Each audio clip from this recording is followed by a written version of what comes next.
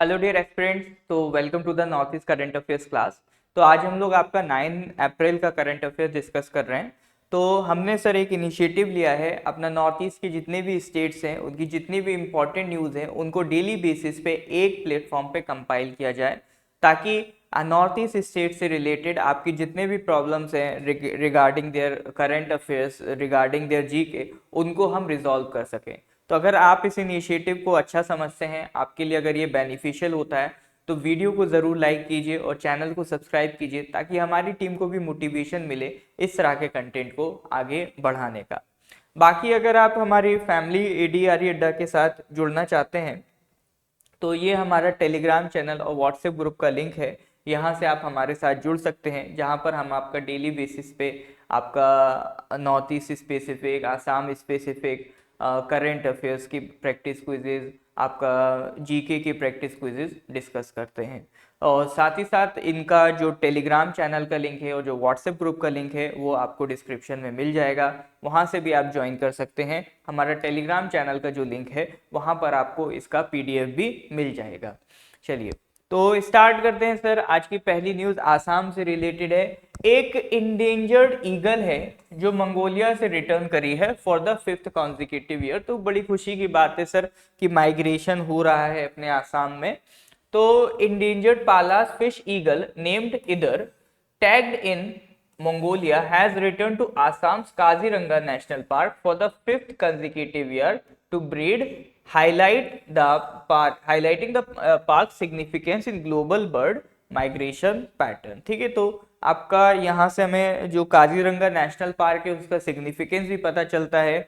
अब exam specific के नाम पे ये जो बर्ड है ये किस कैटेगरी का है? इंडेंजर्ड कैटेगरी का है। ठीक है, और इसका नाम क्या है? इदिर। इसको आप ध्यान रखिएगा, ठीक है। और इससे फैक्ट्स अगर हम डिस्कस करते हैं, तो ये जो टैगिंग हुई थी कहां पर हुई थी? मुस्गान lake in central western Mongolia. ठीक है, इधर a male Pallas fish eagle with ring number. ठीक है, इतना डिटेल याद रखने की जरूरत नहीं है, इसका नेम याद रखिए। ठीक है, ये मेन आपके काम आएगा, है ना।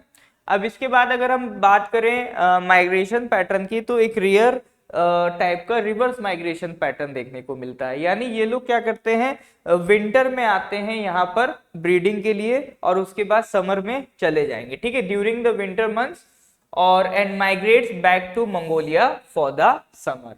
अब ये जो इधर है ना, अगर इसके कंजर्वेशन स्टेटस की बात करें, इंडेंजर्ड कैटेगरी में आता है as per the IUCN red list के हिसाब से। किस कैटेगरी में आता है? आपका इंडेंजर्ड कैटेगरी में। ठीक है, और इसकी ओवरऑल पॉपुलेशन की बात करें तो fewer than less than 10,000 mature individuals इसके हमें देखने को मिलते हैं। तो काफी कम पॉपुलेशन इसकी मौजूद है, इसीलिए इंडेंजर्ड कैटेगरी में।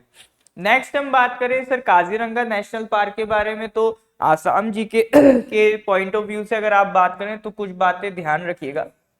इतना तो सर हम समझ ही गए, आसाम में है। किस ईयर में ये स्टैब्लिश हुआ था और ये नेशनल पार्क कब बना है? दोनों डेट्स याद रखिएगा। 1905 में स्टैब्लिश हुआ था एज ए रिजर्व फॉरेस्ट, फिर आपका 1974 में क्या बना था? National park. ठीक है, यूनेस्को की वर्ल्ड हेरिटेज साइट भी है सर आपका काजीरंगा नेशनल पार्क। कब से? 1985 से। काजीरंगा नेशनल पार्क से रिलेटेड कौन सी रिवर है? कभी कभी नेशनल पार्क के आसपास अगर कोई रिवर होती है तो उस पर भी सवाल बन जाता है। तो कौन सी रिवर है? ब्रह्मपुत्रा रिवर है सॉरी। कौन से डिस्ट्रिक्ट्स कवर होते हैं सर इसमें? गोलाघाट, नगांव, कार्बी आंगलोग, ये डिस्ट्रिक्ट्स आपका काजीरंगा नेशनल पार्क में देखने को मिलेंगे। नेक्स्ट हम बात करते हैं सर प्रोटेक्शन एंड कंजर्वेशन की। तो नेशनल पार्क का जो प्रोटेक्शन होता है, it is under wild life protection act 1972। ठीक है, टाइगर रिजर्व भी आपको यहाँ देखने को मिलेगा। It was notified in 2006 under project tiger. ठीक है, तो ये कुछ बेसिक बातें याद रखिएगा। और ये बायोस्फीयर रिजर्व नहीं है ना, ये भी पॉइंट ध्यान रखिएगा, ये एक नेशनल पार्क है। नेक्स्ट हम बात करते हैं न्यूज की। Meghalaya CM Conrad Sangma ji announces committee to preserve Garo heritage. तो ये पूरा मुद्दा क्या है? ये आपका जो गारो लेबर कॉर्प्स है उनसे रिलेटेड ये मुद्दा है। देखिए, अभी हुआ क्या था, आपका मेघालय में एक साइट है। जैसे अगर हम मुद्दे की बात करें, अभी ये न्यूज क्या है, जो सांगमा जी हैं उन्होंने अनाउंस की एक कमेटी बनाई जाएगी जो प्रिजर्व करेगी गारो लेबर कॉर्प्स की, गारो लेबर कॉर्प्स की जो हेरिटेज है उसको प्रिजर्व करेगी वो कमेटी। लेकिन इस न्यूज का बैकग्राउंड क्या है? देखिए न्यूज का बैकग्राउंड ये है कि एक मेमोरियल था जिसे क्या कहते हैं,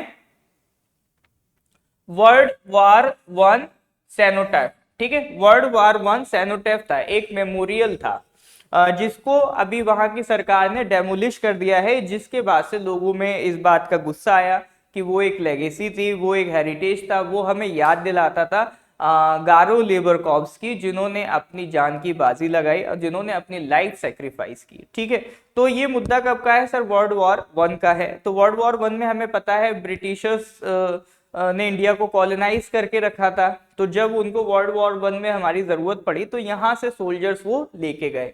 तो मेघालय से भी सोल्जर्स रिक्रूट हुए थे, तो वो जिस कैडर में थे, जिस सेक्टर में थे, उसका नाम था मेघालय लेबर कॉर्प्स। ठीक है, तो उसमें वो रिक्रूट होके गए थे। तो ब्रिटिशर्स के साइड से उन्होंने लड़ाई भी लड़ी थी।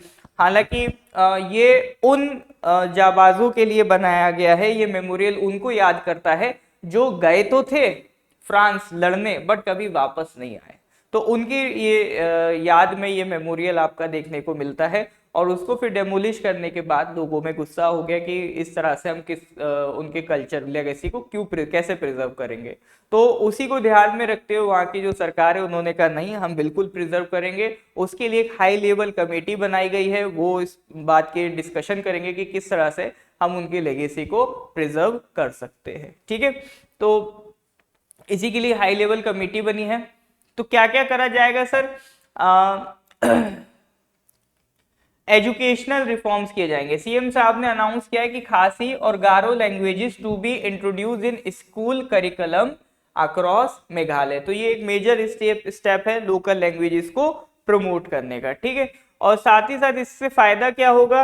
ये आपका इंडिजीनियस आइडेंटिटी को स्ट्रेंथन करेगा और जो ट्राइबल कंट्रीब्यूशन है उसको भी प्रिजर्व करेगा। वर्ल्ड वॉर वन में जो ट्राइबल कंट्रीब्यूशन है उसको भी ये प्रिजर्व करेगा। ठीक है, अब कुछ फैक्ट्स की बात करें वर्ल्ड वॉर वन के रिलेटेड, तो ये 1914 में स्टार्ट हुआ था 28 जुलाई, एंड हुआ था 11 नवंबर 1918। तो ये दो डेट्स याद रखिएगा, कब शुरू हुआ था कब एंड हुआ था, ये ज्यादा इंपॉर्टेंट है आपका रिगार्डिंग वर्ल्ड वॉर वन।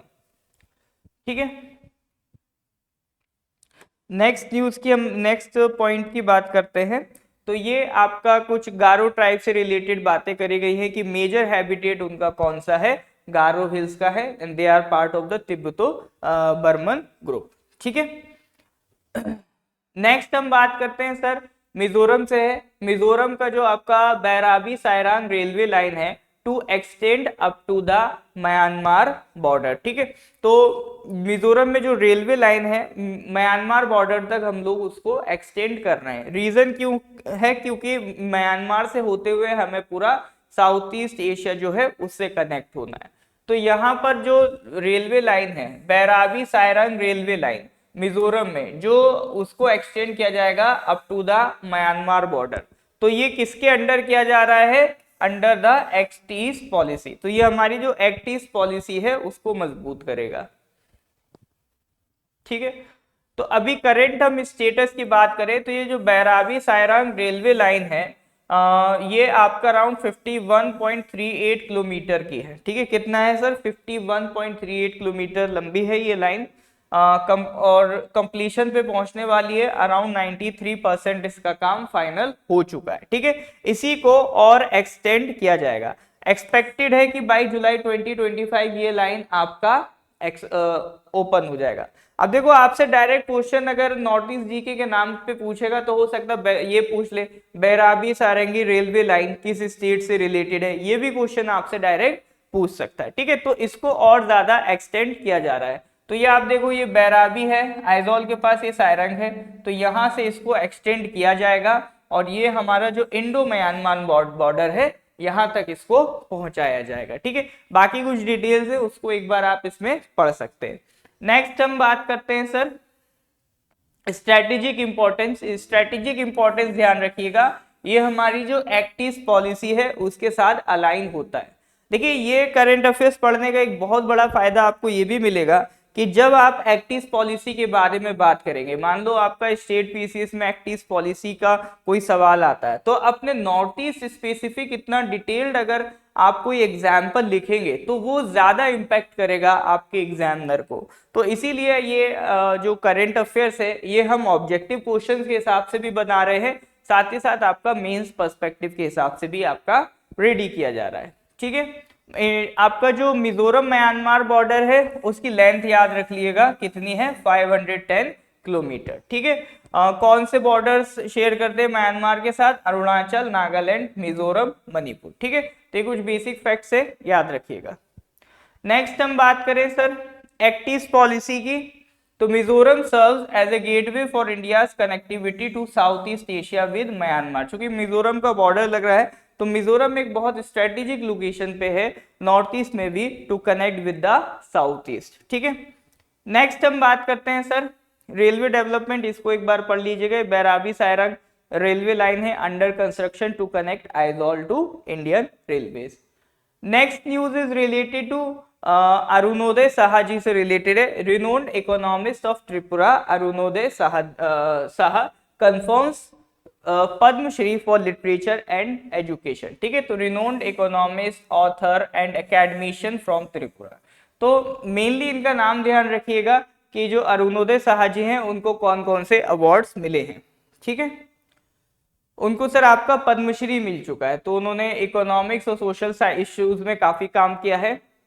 कौन सा अवार्ड मिला है, पद्मश्री अवार्ड मिला है। अब ये सर पद्मश्री कौन सा अवार्ड है, ये सर हमारा 4th हाईएस्ट सिविलियन अवार्ड है। ठीक है, 4th हाईएस्ट सिविलियन अवार्ड है। भारत रत्न है, पद्म विभूषण है, पद्म भूषण है, फिर उसके बाद आता है आपका पद्मश्री। तो ये 4th हाईएस्ट सिविलियन अवार्ड है, recognises excellence in various fields like art, literature, education, science, public affairs etcetera. इस अवार्ड की सिग्निफिकेंस क्या है, it gives the recognition of intellectual leadership from the north east. ठीक है, तो अरुणोदय साहा जी को जो ये अवार्ड मिला, इसका सिग्निफिकेंस क्या है कि यहाँ से जो आपका इंटेलेक्चुअलिटी है नॉर्थ ईस्ट की, उसको रिकॉग्नाइज किया जा रहा है, ये एक बड़ा सिग्निफिकेंस है। ठीक है, और साथ ही साथ इसमें आपका त्रिपुरा की जो एजुकेशनल प्रोग्रेस है वो भी हाईलाइट होती है। It encourages youth towards academic excellence and public service. ठीक है, नेक्स्ट इसमें हमने कुछ एमसीक्यूज भी ऐड कर दिए हैं, तो इसको अटेम्प्ट कीजिएगा। जैसे अगर हम क्वेश्चन नंबर 1 की बात करें, Arunodaya Saha who was recently awarded the Padma Shri is best known for his contribution in. तो आपको अगर डाउट हो रहा है कि किस तरह से एमसीक्यूज आ सकते हैं, तो हमने एमसीक्यूज भी ऐड कर दिए हैं, तो इस तरह से आप जो करेक्ट आंसर है वो इसमें देख सकते हैं। ठीक है, तो ये कुछ क्वेश्चन से ये आपका जो भी न्यूज हम डिस्कस कर रहे हैं उससे रिलेटेड आपको मिल जाएंगे। ये सारे क्वेश्चंस आपका पीडीएफ में अवेलेबल हैं। पीडीएफ डाउनलोड करने के लिए आप हमारा टेलीग्राम चैनल ज्वाइन कर लीजिए, उसका लिंक आपको डिस्क्रिप्शन में मिल जाएगा। और अगर ये लेक्चर आपके लिए कुछ फ्रूटफुल होता है तो प्लीज इसको लाइक करें, चैनल को सब्सक्राइब करें। मिलते हैं अगले एनालिसिस में। Till then good bye, have a nice day.